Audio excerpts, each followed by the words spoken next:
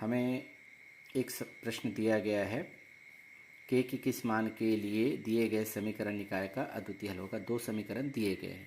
सबसे पहले जब क्वेश्चन को सॉल्व करेंगे तो सबसे पहले समीकरण दोनों को लिख लेंगे।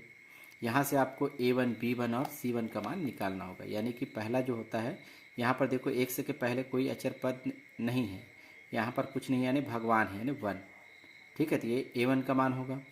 दूसरा है y का गुणांक क्या है k, यानी कि ये b1 का मान होगा। और बचा हुआ जो शेष है वो इक्वल के बाद जो अचर पद होगा वो c1 का मान होगा। a1 b1 c1। इसी प्रकार a2 b2 c2 का मान हमें प्राप्त होगा। तो चिन्ह के साथ आपको लिखना है। तो a1 का मान 1 है ना, y का गुणांक -k यानी b1 का मान होगा -k, ध्यान से देखें, और c1 का मान होगा 2। इसी प्रकार दूसरे समीकरण से तुलना करेंगे तो a2 b2 c2 का मान प्राप्त होगा। x का गुणांक 3 तो ये a2 का मान होगा, है ना। b2 का मान क्या होगा, y का गुणांक क्या है +2 है तो 2 लिख देंगे, और ये होगा c2 का मान होगा -5। इस तरह से हमें 6 मान प्राप्त हो गए। शर्त क्या दिया गया है, अद्वितीय हल होगा। तो शर्त में लिखेंगे कि समीकरण का अद्वितीय हल होगा।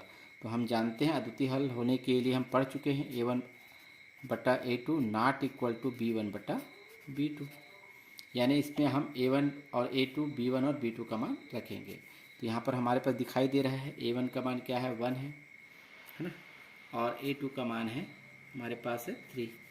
नॉट इक्वल है तो नॉट इक्वल ही लिखेंगे। b1 का मान है -k और b2 का मान है 2।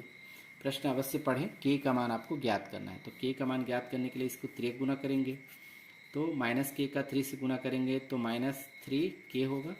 नॉट इक्वल 1 का 2 से गुना करेंगे तो 2। यहाँ पर आप देख पा रहे हैं k का मान ज्ञात करने के लिए -3 का पक्षांतर करना पड़ेगा। तो k नॉट इक्वल टू 2 तो रहेगा ही, और ये -2 नीचे आ जाएगा -3 इस तरह से। तो k का मान क्या होगा ये पूछा गया है। तो k का मान ये नहीं हो सकता, नॉट इक्वल का मतलब होता है नहीं होगा। तो क्या होगा, यानी इसको छोड़ करके सभी मान होंगे, है ना। इसे समझना है। अतः आप लिख सकते हैं कि k का मान -2/3 को छोड़कर, इसको छोड़ करके सभी मान को छोड़कर